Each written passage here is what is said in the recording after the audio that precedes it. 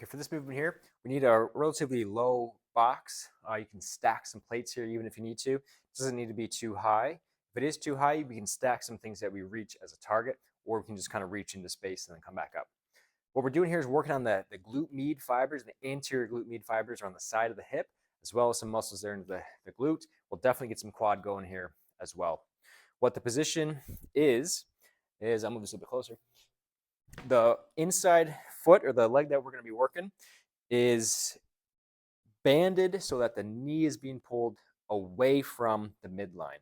So the band is pulling the knee out. It doesn't need to be too heavy of a band here, just enough to cue you to instead pull that knee back in against that band and have that knee with a little bit of tension pulling towards the inside internally.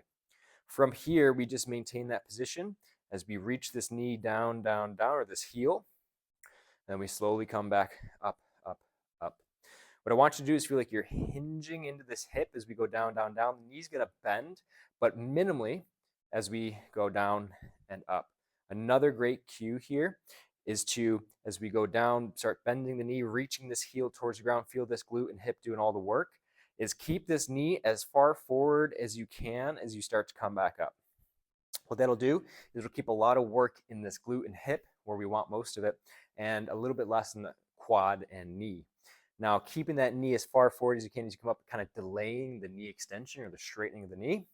Eventually, you're going to have to straighten it out, and that's fine. Just the thought, the cue in your head is, how long can I keep that knee forward, and just use the hip to come back up before that knee has to come back.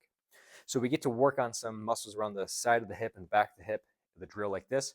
Doesn't need to be too heavy of a band, just a little bit of tension pulling that knee out so that you have to pull that knee back in using these muscles here at the hip, kind of cues them and gets them ready to now be the ones that are participating in that up and down.